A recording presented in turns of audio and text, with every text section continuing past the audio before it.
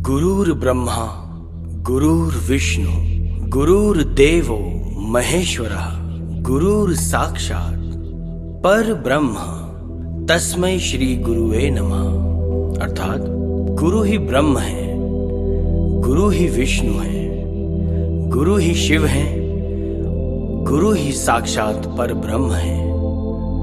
उन्हीं गुरु को शत शत नमन है। गुरु के बिना जीवन अर्थहीन है। गुरु के बिना ना तो आत्मदर्शन होता है, ना ही परमात्म दर्शन। यहां तक कि जब जब ईश्वर को धरती पर मानव रूप में अवतरित होना पड़ा, तब तब उन्हें भी गुरु के सानिध्य में रहना पड़ा और ज्ञान प्राप्त करना पड़ा। संत कबीर कहते हैं, हरि रूठे गुरु टोर है, गुरु रूठे नहीं टोर। अर्थात भगवान के रूठने पर गुरु की शरण रक्षा कर सकती है, परंतु गुरु के रूठने पर कहीं भी शरण मिलना असंभव है। इसलिए गुरु को ईश्वर से भी ऊंचा स्थान दिया गया है।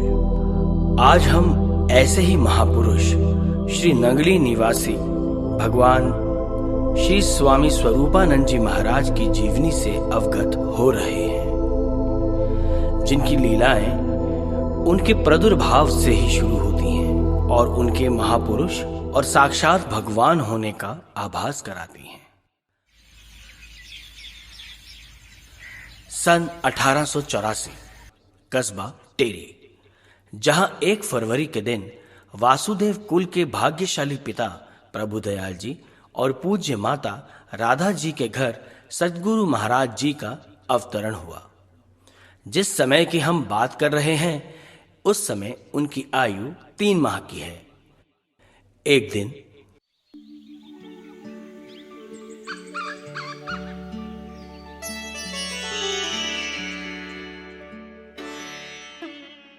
राधा, तुम इस बार रहने ही दो।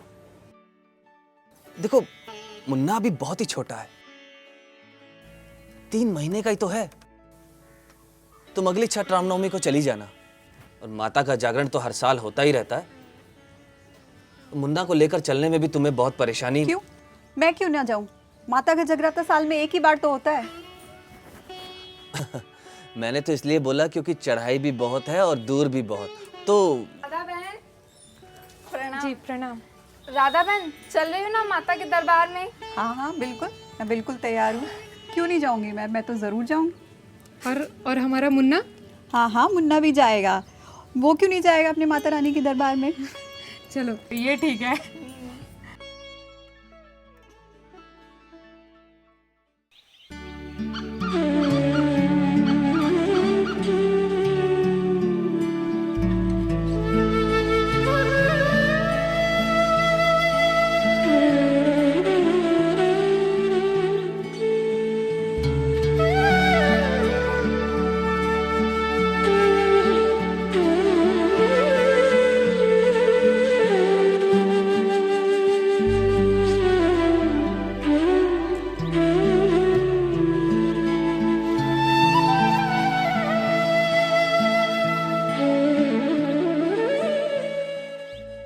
ये देखो कैसे मुस्कुरा मुस्कुरा कर जवाब दे रहे हैं महाराज, जैसे सब जानते हो। और जरा सी इनकी बातों पर ध्यान ना दो तो पैर मारना शुरू कर देते हैं। ये तो बिल्कुल सच कहा तूने। आंखें देख इनकी, कितनी चमक है इनमें, और चेहरे पे तो एक अलग से ही तेज चमचमाता रहता है इनके।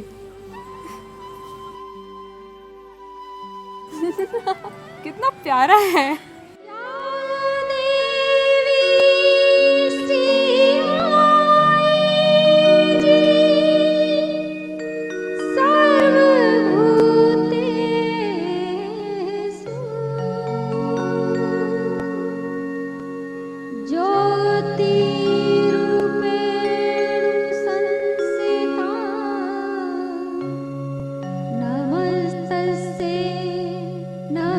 नमस्तस्यै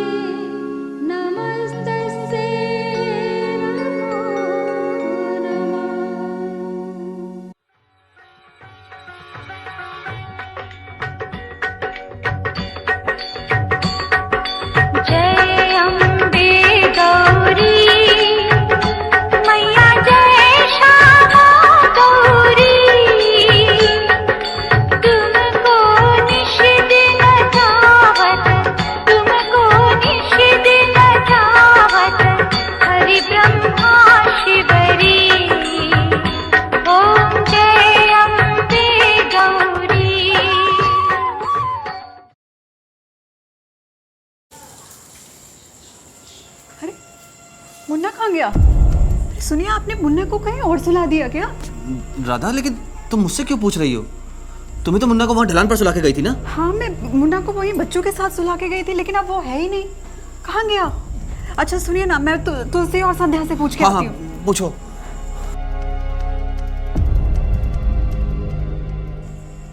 तुलसी, कहीं मुन्ना को देखा क्या तुमने कहीं? नहीं, तुम ही तो ढलान पर सुला कर आई थी। तुमने ही तो उसे सुलाया था वहाँ पे। हाँ, वो है नहीं वहाँ पर। क्या? तुम देखो, हम भी देखते हैं कहीं।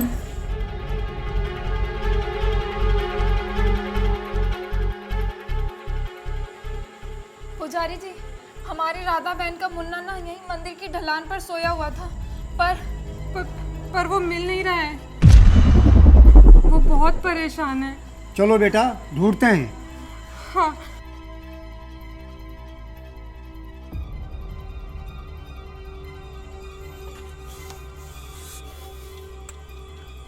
प्रभुदयाल जी, अभी आप राधा जी को और सपरिवार के साथ घर जाइए और राधा जी के सेहत का ख्याल रखना।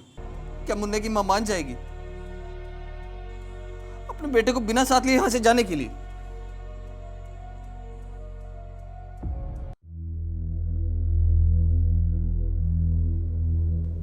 श्री प्रभुदयाल जी के घनिष्ठ मित्र पठान नूर आलम को जैसे ही बालक के खो जाने की खबर मिली, वो तुरंत मंदिर पहुंचे और पंडित हेमराज जी से मिलकर बालक को खोजने की योजना बनाई। अरे पंडित जी, ये क्या हो गया? ये बहुत चिंता का विषय है कि मंदिर से प्रभुदयाल जी का बच्चा गायब हो गया। पुजारी जी, बच्चे की अम्मा का हाल रो रो के बेहाल हो रखा है। हाँ पुजारी जी, बच्चे को ढूंढना तो पड़ेगा ही, लेकिन कहीं कोई जंगली जानवर तो उसे उठा नहीं ले गया। अरे नहीं नहीं, ऐसे बुरे ख्याल मन में मत लाओ। इससे पहले कि बच्चे को कुछ हो, हमें उसे ढूंढना होगा। जी पठान भैया। पठान साहब, कुछ करो, बच्चे को ढूंढो। ठीक है, आओ सब लोग मंदिर के आसपास का चप्पा चप्पा छान मारते हैं। जी पठान जी भैया। पठान भैया। चलो।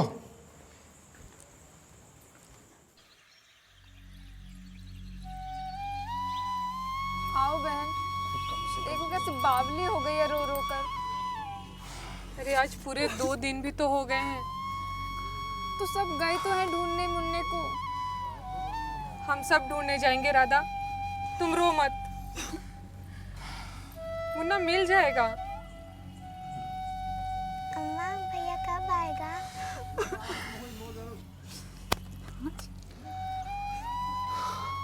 आएगा बेटे, तेरा भैया जल्दी आएगा। आप लोग इनका ख्याल रखना। हाँ, आप चिंता न करें। चुप हो जाओ राधा।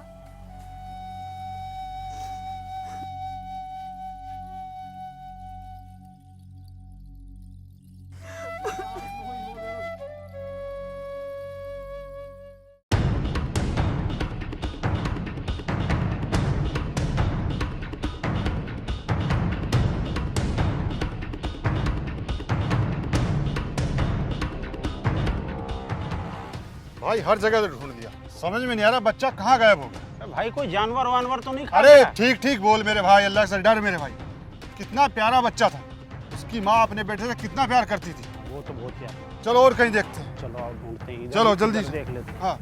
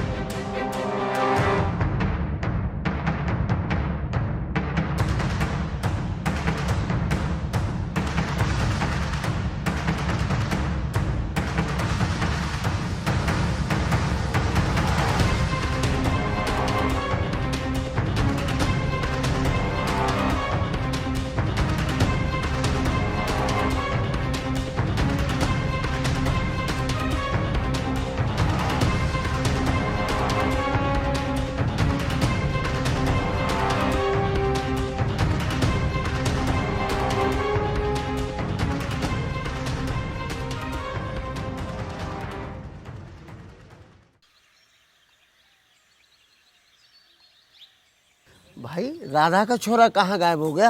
हाँ भाई, तुम दोनों वही थे, क्या हुआ था बताओ। हमें नहीं मालूम, हम दोनों तो बाद में पहुँचे। क्यों बंसी? पुजारी जी ने हर जगह ढूंढवा लिया, राधा का बेटा कहीं नहीं मिला। रात में भी सब मसाल लेके ढूंढ रहे थे। पुजारी जी तो अभी भी ढूंढने में लगे हैं, कहीं से कोई पता चल जाए। भाई बच्चा गया तो कहाँ गया? वैसे कहना तो नहीं चाहिए, बच्चे को गुम हुए 3 दिन हो गए हैं। इस घने जंगल में बच्चा जीवित भी होगा या नहीं? 3 महीने का नन्हा बालक ही तो है। चलो भाई, प्रभु जाने के घर आते सब। अरे पता है, राधा का बेटा गायब हो गया है मंदिर से। रामनवमी के दिन गायब हुआ है, सीधा स्वर्ग ही गया होगा बेचारा। अरे छोड़ो भी, ये तो सोचो बेचारी माँ का क्या हाल हो रहा होगा रो रो के। सही बात है, कितना प्यार करती थी बेचारी अपने बेटे से।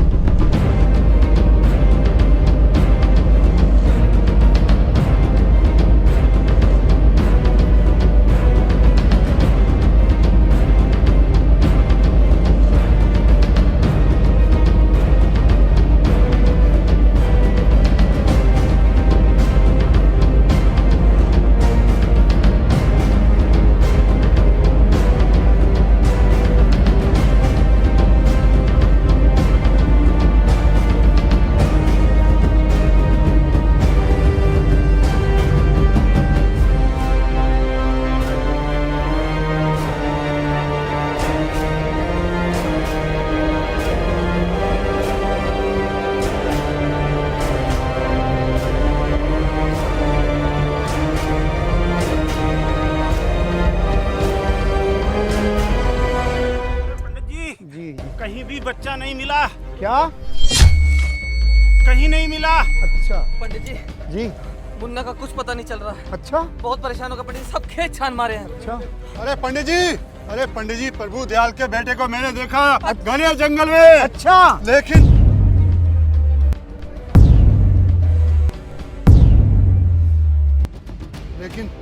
लेकिन क्या?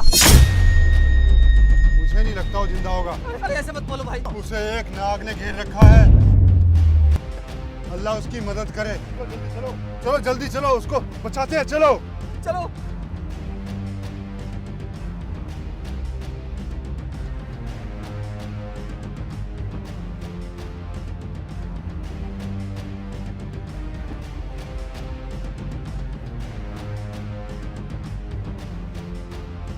अरे पंडित जी, वो देखो, वो रहा बालक। आपका पुत्र कोई साधारण बालक नहीं है, ये कोई दिव्य आत्मा है। वरना इतने घने जंगल में ऐसे जहरीले नाग के साए में अब तक जिंदा है। या मेरे मौला, ये तेरा ही करम है।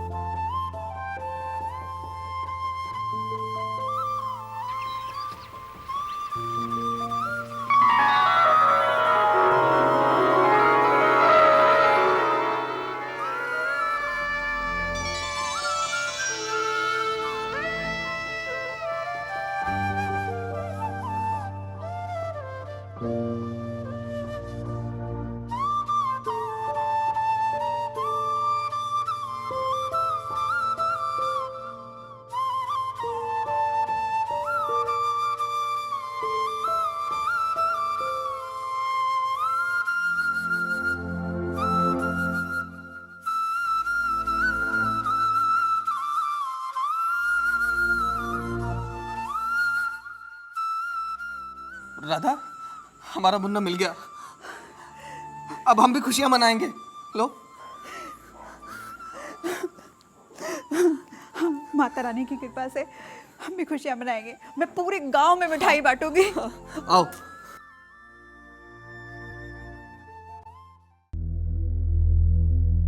महापुरुषों की लीलाएं अलौकिक होती हैं। हर लीला का एक गूढ़ महत्व होता है। यह बालक को साक्षात शेषनाग के संरक्षण में पाया गया। यह बात टेरी और आसपास के गांव में आग की तरह फैल गई। अब लोगों को यह समझने में देर न लगी कि स्वयं नारायण बालक के रूप में अवतरित हुए हैं, जो सबके तारनहार होंगे। हर तरफ खुशियां ही खुशियां फैल गई और उत्सव का माहौल बन गया।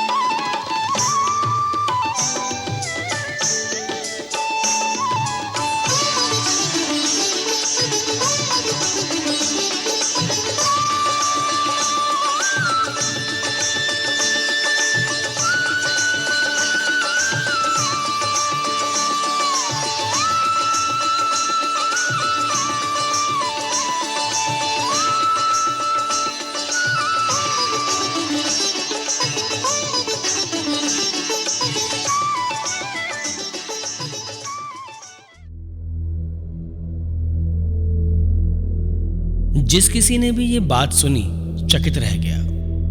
मानव बुद्धि भला इस बात को कहां स्वीकार करती है कि 3 महीने का बालक 3 दिन कहां रहा।